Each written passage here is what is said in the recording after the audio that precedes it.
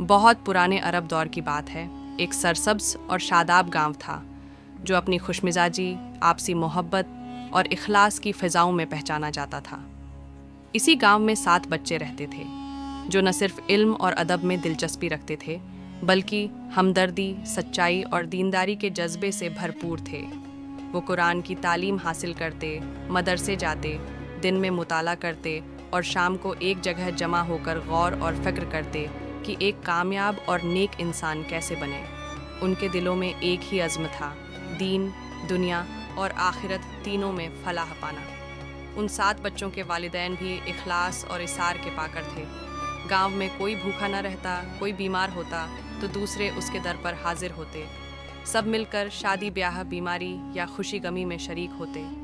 ان کے درمیان نسل، زبان یا رنگ کا فرق نہ تھا، صرف انسانیت اور محبت کی بنیاد پر تعلق تھا۔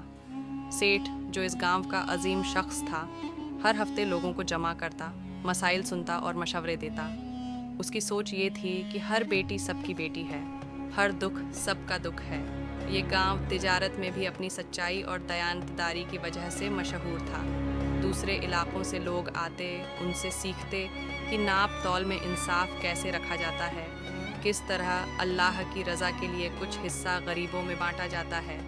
یہی وہ راج تھا جو ان 7 دوستوں کے دلوں میں بھی جڑ پکڑ چکا تھا۔ جب وہ 7 جوان ہوئے تو گاؤں والوں نے ان پر اعتماد کرتے ہوئے انہیں پہلا تجارتی سفر کرنے کے لیے یمن روانہ کیا۔ قافلہ اللہ کا نام لے کر روانہ ہوا اور وہ سفر ان کے لیے عبادت بن گیا۔ وہ راستے میں ہر مشکل پر صبر کرتے، نعمت پر شکر کرتے اور نماز، تسبیح، دعا کو کبھی ترک نہ کرتے۔ یمن پہنچ کر جب انہوں نے اپنی دکانیں کھولیں تو وہاں کے لوگ ان کے اخلاق، نرمی اور دیانت سے حیران رہ گئے۔ ان کی دکانیں روزانہ رش سے بھر جاتیں، وہ کبھی کسی کو جھڑک کر بات نہ کرتے اور ہر ایک کے ساتھ نرمی سے پیش آتے۔ ایک دن یمن کا بادشاہ بازار میں آیا۔ اس نے جب دیکھا کہ چند نوجوانوں کی دکانوں پر غیر معمولی رش ہے تو حیرت ہوئی۔ وہ ایک ایک کر کے ان کے پاس گیا، بات کی اور ان کی گفتگو میں جو وقار، علم اور خدا ترسی تھی، اس نے بادشاہ کو متاثر کیا۔ اس نے دیکھا کہ جوہر کے وقت سب دوست دکان بند کر کے ایک جگہ اکٹھے ہوئے، کھانا کھایا اور نماز بجماعت ادا کی۔ یہ منظر اس کے دل پر اثر کر گیا۔ اگلے دن بادشاہ نے انہیں محل بلایا اور ان کی کامیابی کا راز پوچھا۔ سب نے عاجزی سے جواب دیا کہ ہم اللہ کا شکر ادا کرتے ہیں، سچ بولتے ہیں، ناپ تول پورا کرتے ہیں اور مال میں سے ضرورت مندوں کا حصہ نکالتے ہیں۔ دوسرے تاجروں نے بھی کہا کہ یہ 7 نوجوان ہم سے الگ ہیں، ان کی زبان الگ ہو سکتی ہے مگر ان کے دل ایک جیسے ہیں۔ بادشاہ اتنا متاثر ہوا کہ کہا، میرے ساتھ بغداد چلو، میں چاہتا ہوں کہ میری سلطنت کا مال تمہارے ذریعے بغداد کے بازاروں تک پہنچے۔ سب دوستوں نے مشورہ کیا، اللہ کا نام لیا اور قافلے میں شامل ہو گئے۔ یہ پہلا موقع تھا جب بادشاہ خود کسی تجارتی قافلے میں شامل ہوا۔ بادشاہ کا پیغام سنتے ہی 7 دوست بنا تقدیر کے فوراً روانہ ہو گئے۔ راستے میں وہ پہاڑ، میدان، ندی نالوں سے گزرے۔ وہ اللہ کی ہر نعمت پر شکر ادا کرتے۔ کچھ دن گزرے تھے کہ قافلہ ڈاکوؤں کے حملے کا شکار ہو گیا۔ ایک تیر بادشاہ کی طرف بڑھ رہا تھا مگر ایک دوست نے اپنے جسم پر لے کر اس سے بچا لیا۔ زخم گہرا تھا مگر نیت خالص تھی۔ بادشاہ نے کہا کہ زخمی کو واپس بھیج دیتے ہیں مگر باقی دوستوں نے ایک آواز میں کہا، یا تو سب ساتھ جائیں گے یا سب رکیں گے۔ بادشاہ نے طبیب بلایا۔ 3 دن وہ جنگلوں کے قریب رکے، سب نے مل کر دعا کی، کھانا بنایا اور زخم کا علاج کیا۔ آخرکار قافلہ پھر روانہ ہو گیا۔ جب وہ بغداد پہنچے تو بازار میں ان کی تجارت بادشاہوں کی تجارت جیسی سمجھی گئی۔ ہر دوست نے اپنی مہارت کے مطابق دکان کھولی۔ اللہ نے ان کی محنت میں برکت دی اور ان کی سچائی اور شفافیت نے شہر والوں کے دل جیت لیے۔ بادشاہ نے بھی اپنا سارا منافع ان کو دے دیا اور کہا، میں تم سے سچائی کی تجارت سیکھنے آیا ہوں۔ یہی نہیں، وہ یتیمہ خانہ بھی گئے جہاں بچوں کے لیے کپڑے، کھانا اور تحفے لے کر گئے۔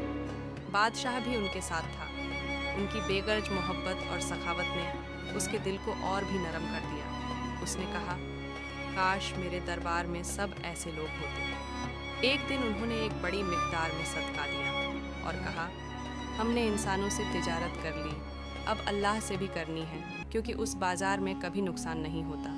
उन्होंने लोगों में राशन, कपड़े, दवा और पैसे बांटे और हर काम में नियत सिर्फ अल्लाह की रज़ा थी।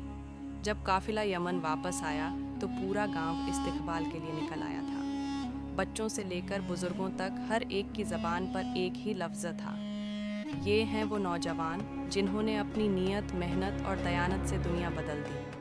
सब उनको चमकते चेहरों वाले, खुशगुफ्तार और नेक दिल ताजिर कहकर याद करते। नौजवानों की कामयाब वापसी पर गांव में जश्न का समा था। उनकी बातों, उनके तजुर्बों से गांव के दूसरे नौजवान भी हौसला पाने लगे। जब बादशाह ने काफिले के इख्तिताम पर उन्हें अपने साथ रहने और सल्तनत की तिजारत का मुस्तकिल हिस्सा बनने की दावत दी तो सातों दोस्तों ने मुस्कुराते हुए कहा, हम दोस्त हैं और दोस्त जुदाई से नहीं डरते, मगर हम वहाँ जाना चाहते हैं जहाँ से चले थे।